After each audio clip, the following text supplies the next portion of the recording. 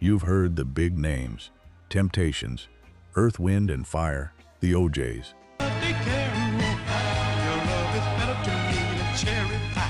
But the 1970s had layers, a second tier of R&B groups who could outperform almost anyone on their best night, had genuine hits, genuine talent,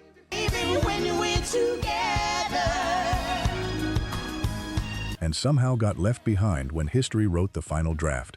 Tonight, 12 of them, their real stories, their best songs, and exactly why you should have been paying closer attention.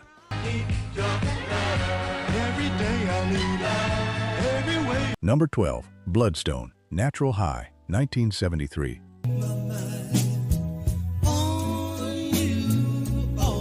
Bloodstone started in 1962 as a high school doo-wop group in Kansas City, Missouri. They called themselves the Sinceres, and for the better part of a decade, they played local shows, developed tight vocal harmonies, learned to play instruments, eventually graduated from doo-wop to a more contemporary R&B sound, and tried everything they could to get a record deal in America.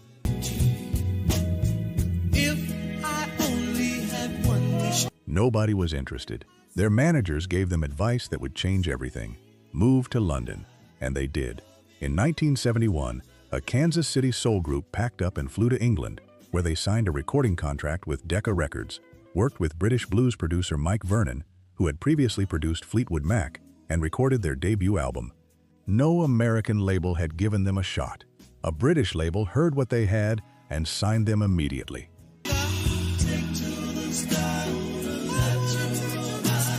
In 1973, they released Natural High, a ballad written by the group's own bassist, Charles McCormick, with lush string arrangements and a harmony vocal blend that feels like being lowered gently into warm water.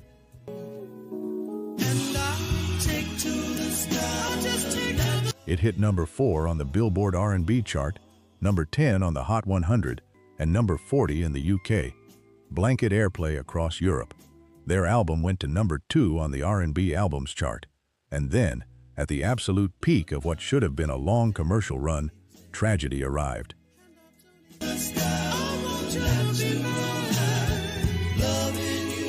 Percussionist Roger Durham, one of the group's founding members, was thrown from a horse and died on July 27, 1973. He was 27 years old. The group continued without him.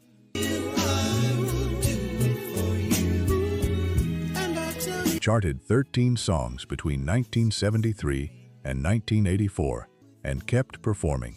But the blow of losing a founding member at the moment of their biggest success changed something irreversible about the band's trajectory.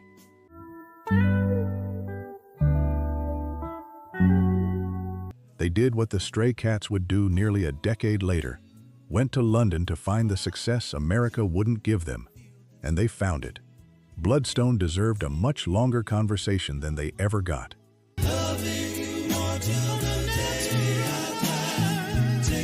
Number 11, The Moments, Love on a Two-Way Street, 1970.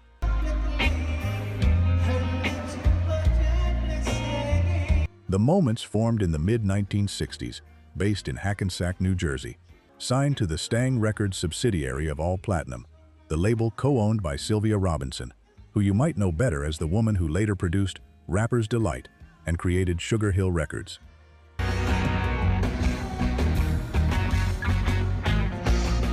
In 1968, the group recorded a song written by Robinson and Bert Keys called Love on a Two-Way Street.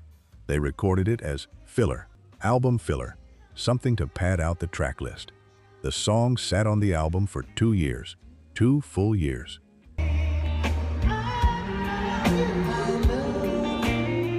And then in March 1970, Sylvia Robinson, recognizing belatedly that what they'd recorded as padding was actually extraordinary, released it as a single. It entered the R&B chart on March 28, 1970, climbed for weeks, and hit number 1 on May 16th, where it stayed for 5 consecutive weeks.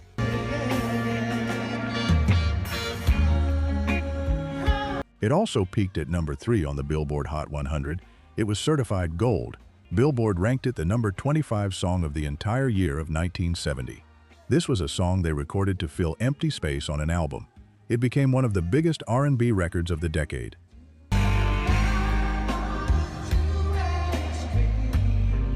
The Moments were one of the most consistently productive R&B groups of the entire 1970s. Multiple #1 R&B hits, constant presence on the charts, genuine vocal craft in the tradition of close harmony group soul that was already beginning to feel old-fashioned by the mid-decade.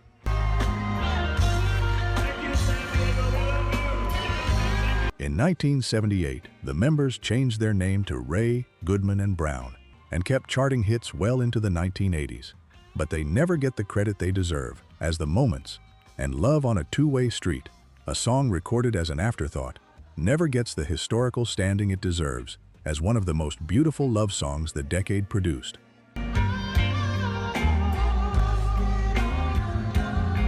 Number 10. Blue Magic, Sideshow, 1974.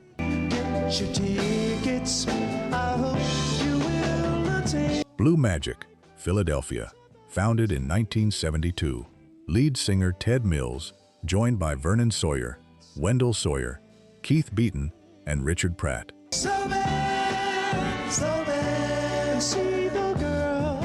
They were a visually oriented group in the full tradition of Philadelphia soul, choreography, television appearances, Soul Train, and they had a run of chart success between 1972 and 1976 that most R&B fans have completely lost track of.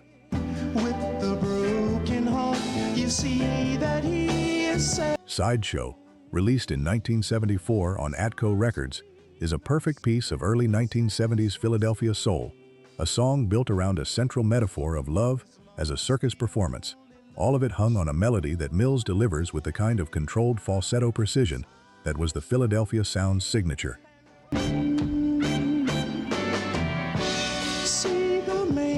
It hit number 8 on the Billboard Hot 100, sold over 1 million copies, and earned the group a gold record. Over the course of their commercial peak, from 1972 to 1976,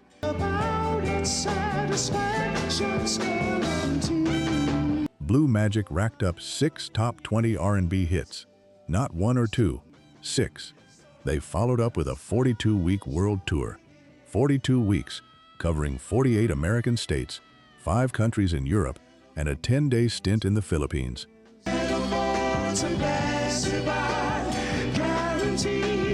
For a Philadelphia soul group that most contemporary R&B listeners couldn't name today, that's an extraordinary commercial footprint. The group was produced and supported within the Philadelphia international orbit, and they had all the ingredients to be lasting household names: the harmonies, the choreography, the production quality, the television presence. What they didn't have was the specific luck and timing and label support that elevated the OJs or Harold Melvin and the Blue Notes above the rest of the Philadelphia pack.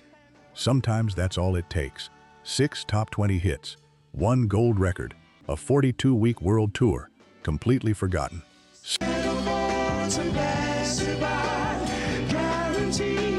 If you're locked into this one, most people scrolling past these songs have no idea what it took to make them. We digs that history back up, 1 record at a time. The subscribe button costs nothing, and it means you won't miss the next one. Number 9. The Detroit Emeralds, Feel the Need in Me, 1972.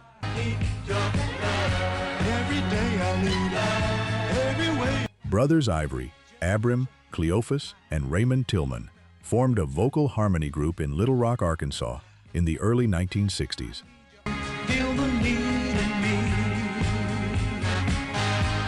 They were Arkansas boys who moved to Detroit, renamed themselves the Detroit Emeralds to represent their new city, and tried to build a career in the shadow of Motown's enormous commercial machine.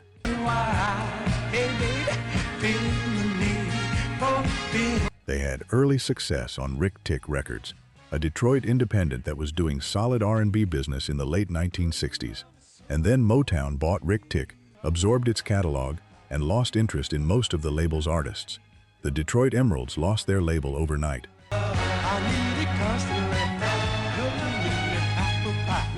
Armin Baladian signed the remaining trio to Westbound Records in 1969, and they started over, producing 4 R&B top 10 hits between 1971 and 1973, including Do Me Right, You Want It, You Got It, and Baby Let Me Take You, In My Arms.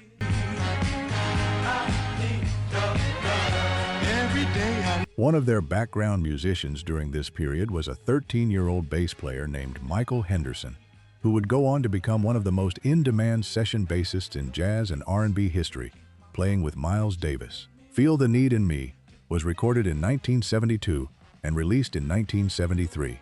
In America, it reached number 22 on the pop chart. In the UK, it reached the top 5. A deeper, warmer piece of soul balladry than their earlier up-tempo hits, it captured something about the quiet desperation of needing someone that the group had been building toward across their whole career on Westbound.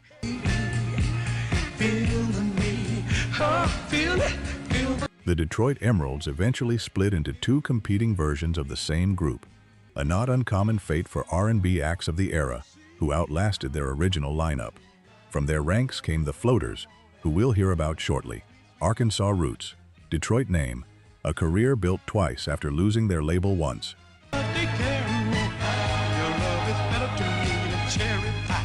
Number 8, Chairman of the Board, Give Me Just a Little More Time, 1970.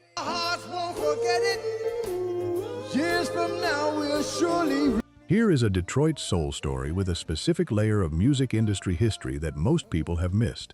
After Holland Dozier Holland, the legendary songwriting and production team behind most of Motown's biggest hits, had their falling out with Berry Gordy in 1968 and left Motown, they didn't disappear. They founded their own label, Invictus Records.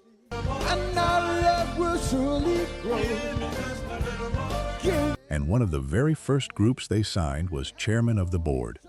The group was led by General Norman Johnson, a Virginia-born singer-songwriter who had already been writing hits for other artists for years.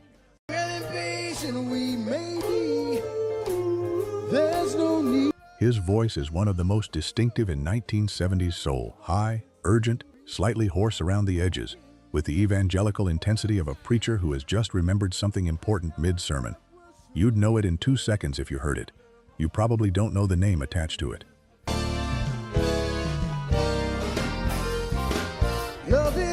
Give Me Just a Little More Time, released in December 1969 and charting into early 1970, hit number 3 on the Billboard Hot 100 and sold over 1 million copies. It's a breakup song, written from the perspective of someone who knows the relationship is ending, Sing with me. One time, ready? but is asking, not begging, asking, for enough time to make one more attempt. Johnson's delivery turns what could be a desperate plea into something with real dignity. The production has every hallmark of HDH's Motown work.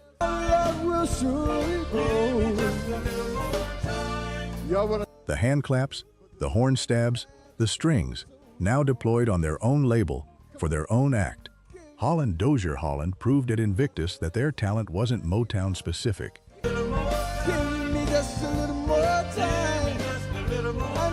And Norman Johnson proved that his voice belonged in any conversation about the great soul vocalists of his era. Chairman of the Board, criminally underrated, completely forgotten by most.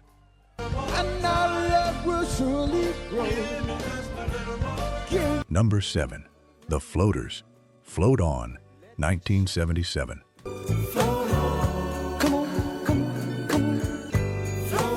The Floaters came directly out of the Detroit Emeralds. James Mitchell, who had been a Detroit Emeralds vocalist, formed the new group with his brother Paul Mitchell, along with Larry Cunningham, Charles Clark, and an unrelated Ralph Mitchell. They were from the Sojourner Truth housing projects on Detroit's east side.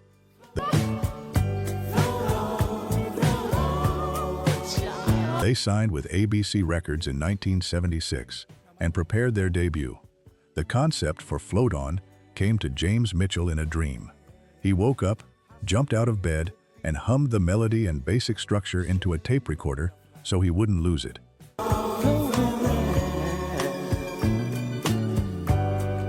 The idea he'd captured was simple and slightly absurd, and completely irresistible. Each member of the group would introduce himself to the listener by his first name and his astrological sign, then describe his ideal romantic partner, Aquarius. Cancer, Leo, Libra, one by one, like the world's most earnest personal ad, set to the warmest soul groove of 1977. Understand what I'm saying? I want you to.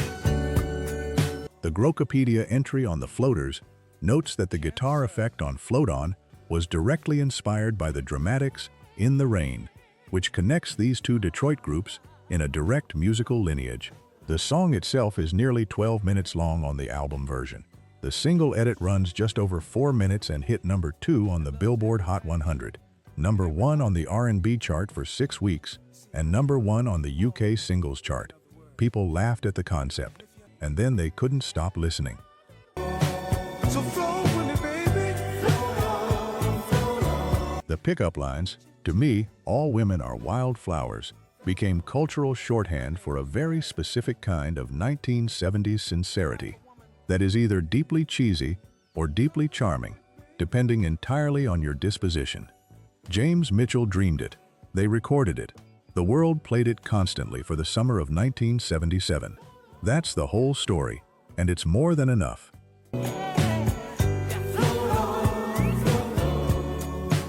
Number 6. The Main Ingredient.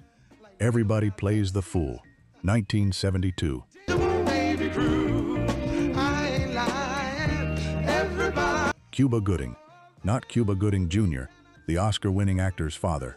Cuba Gooding Sr., lead singer of a New York R&B vocal trio called The Main Ingredient. Plays a fool sometimes. There's no exception. Formed in 1964, originally as a group called The Poets, they signed to RCA Records in the early 1970s, changed the lineup, changed the name, and in 1972 recorded one of the most immediately recognizable soul records of the decade.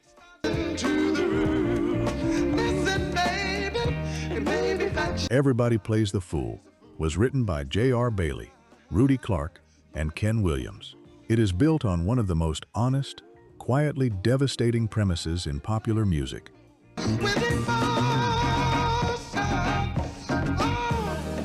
Everyone at some point makes a complete fool of themselves over love. That's not a criticism or a judgment. It's simply a fact about being alive. Cuba Gooding Sr. delivers that thesis with a warmth and wry specificity that makes it feel less like a ballad and more like a conversation with someone who has been there, knows exactly how you feel, and is genuinely not laughing at you. Reality, now you cry, but when you do, next time around. Everybody Plays the Fool hit number 3 on the Billboard Hot 100 and number 5 on the R&B chart. It remains one of the most sampled and referenced soul records in hip-hop history, used in countless productions. In 1991, Aaron Neville covered it and took it back to the top 5, introducing it to a new generation. The song has never gone away, but ask most people who recorded the original and you'll get a blank look.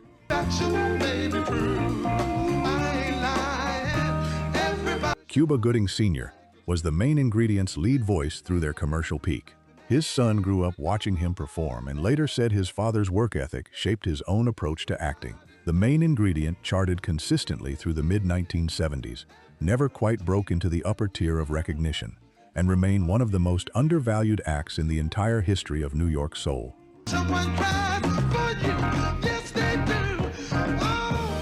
Number 5, Tavares. It Only Takes a Minute.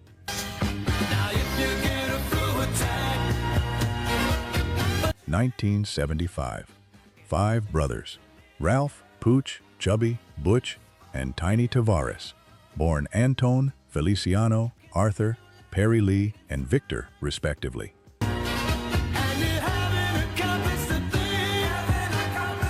Grew up in New Bedford, Massachusetts, singing together from early childhood.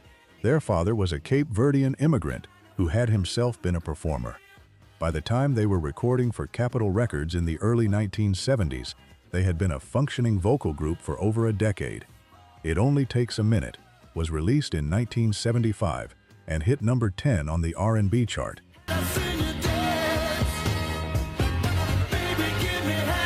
It's a piece of up-tempo soul with a rhythm section and horn arrangement that feels physically urgent, a song about how quickly love can arrive, delivered by five brothers who had been harmonizing together since childhood in a way that makes the harmonies sound genuinely effortless, because for them, they essentially were.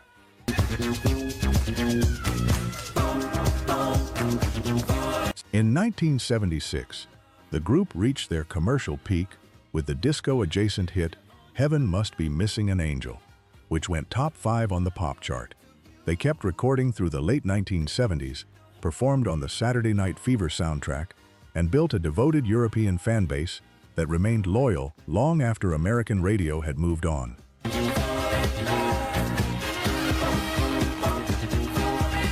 And in 1992, British pop group Take That covered It Only Takes a Minute and took it to number 7 on the UK charts, introducing Tavares' song to a generation of British teenagers who had no idea the original existed.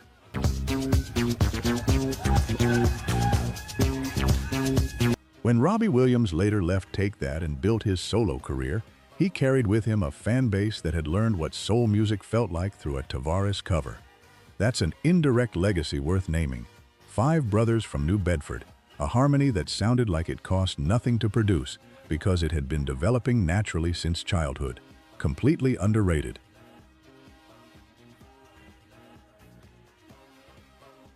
Number 4. The Trammps, Disco Inferno, 1976.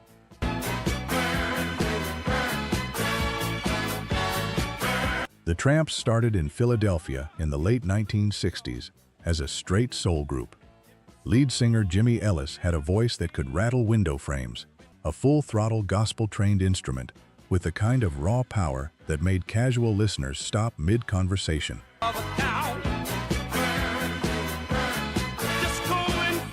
Songwriter Earl Young, who drummed for the Trammps, was also one of the session musicians who helped create the Philadelphia International sound as a member of the house band MFSB. Disco Inferno was released in 1976 on Atlantic Records and was initially a modest R&B hit. It charted. It didn't transform the group overnight.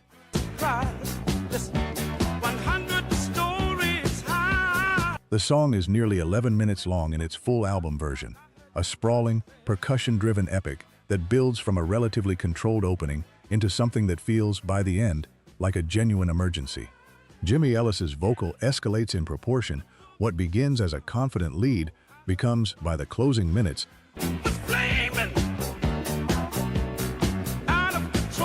something that sounds like a man, literally Dorkins, on fire, which was the entire point. Then Saturday Night Fever happened. In 1977, the film's producers chose Disco Inferno for the soundtrack, alongside the Bee Gees and other artists. And introduced the song to a global mainstream audience that had never heard it. The Trammps performed the song at the Academy Award ceremony when the soundtrack won.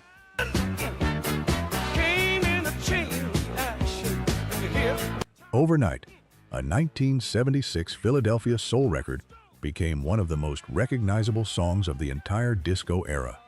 The cruel irony is that their earlier soul work, the records they made before Disco Inferno, redefined how the world saw them, is better than most people realize.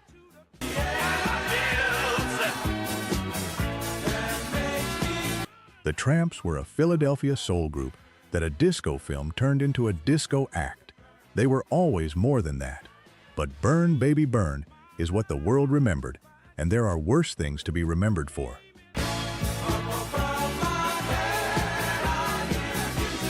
Number 3. Royce, Wishing on a Star, 1977. Here is how Royce began.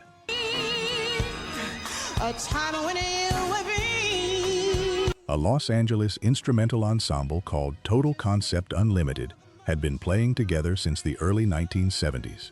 A large, disciplined band of exceptional musicians led by trumpeter Kenny Copeland. They served as the backing band for Edwin Starr.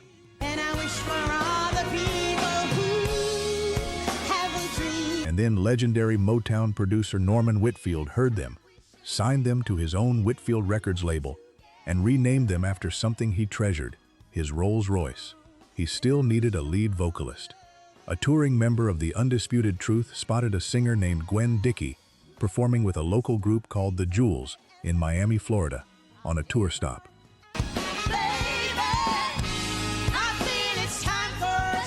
He told Whitfield about her. Whitfield flew her to Los Angeles to audition. She was from Biloxi, Mississippi, gospel-trained, with a voice that had the warmth of a Southern church choir and the precision of someone who had been performing her whole life. She was hired. She performed under the stage name Rose Norwalt.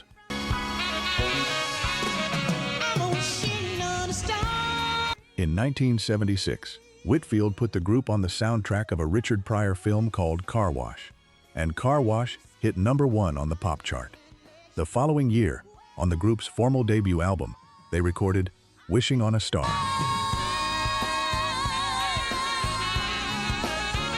The song had been offered to Barbra Streisand for an album project. She declined. The song was written by former Undisputed Truth member Billy Ray Calvin and produced by Whitfield, built around Gwen Dickey's voice, hovering over sparse piano and strings in a way that makes the longing in the lyric feel completely physical. Wishing on a Star charted modestly in the US. It was a top 3 hit in the UK. Jay-Z covered it in 1998 and brought Gwen Dickey back to record new vocals.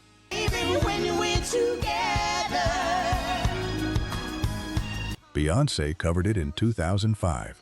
Madonna covered Love Don't Live Here Anymore. 3 legendary acts covered the work of a group that still doesn't have the household name recognition it deserves. Royce, an extraordinary band that the world almost figured out.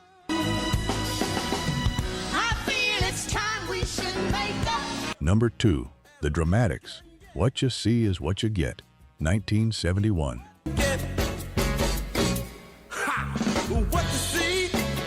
The Dramatics began in Detroit in the early 1960s as a vocal group called The Dynamics. They changed their name, bounced around local labels, released records that didn't chart, shuffled lineups, and kept trying. By 1969, they had signed to Stax's Volt subsidiary.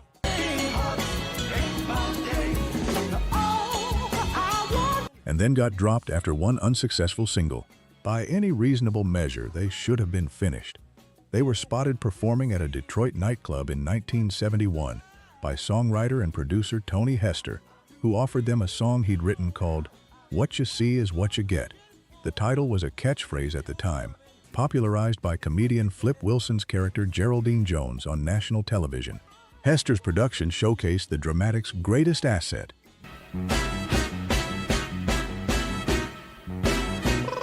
the fact that they had multiple lead singers, each with a distinct voice and personality, who could trade verses and build momentum in ways that single lead groups couldn't match. The song hit #9 on the Billboard Hot 100 and #3 on the R&B chart. It went gold. What you get?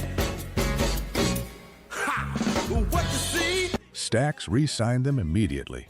An 8-month national tour with James Brown followed, during which Brown famously told them, "I love you guys 'cause you sweat a lot."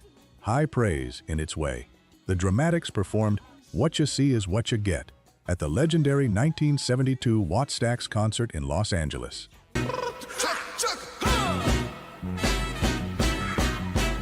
But here is the full story.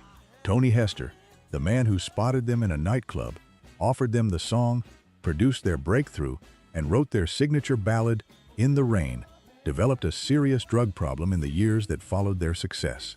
He fell in with the wrong crowd. He died of gunshot wounds in 1980. He was 34 years old. The man who gave the Dramatics their career didn't live to see 35. What you get? What you see? Number 1, The Dramatics, In the Rain, 1972. I don't want you to see me cry. The song that closes this countdown is not the flashiest record on the list. It doesn't have the hardest story, or the most dramatic origin, or the wildest piece of industry trivia attached to it.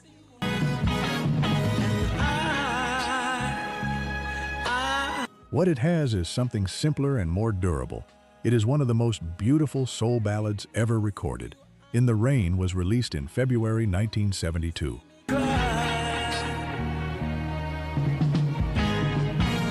The second single from the Dramatics' debut album again written and produced by Tony Hester.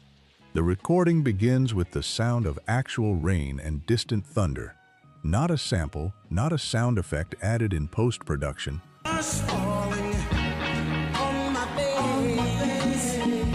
but a deliberate atmospheric choice that tells you exactly where you are before a single note of music has played. You're outside, it's raining, someone is either leaving or has already left.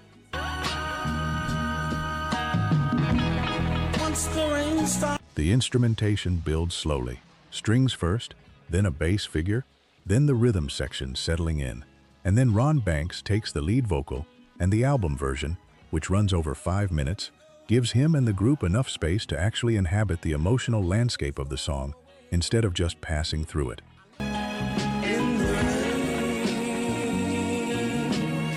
The scatting that closes the record, building in intensity as the strings swell, is one of the more overlooked vocal performances in the Stax catalog. In the Rain, hit number 5 on the Billboard Hot 100, higher than What You See Is What You Get, and hit number 1 on the R&B chart.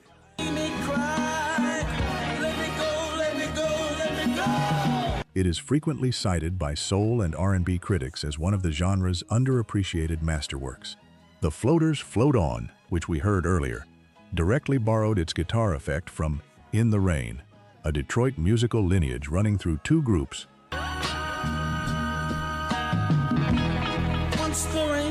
One song inspiring another, all of it built on a producer who would be dead at 34.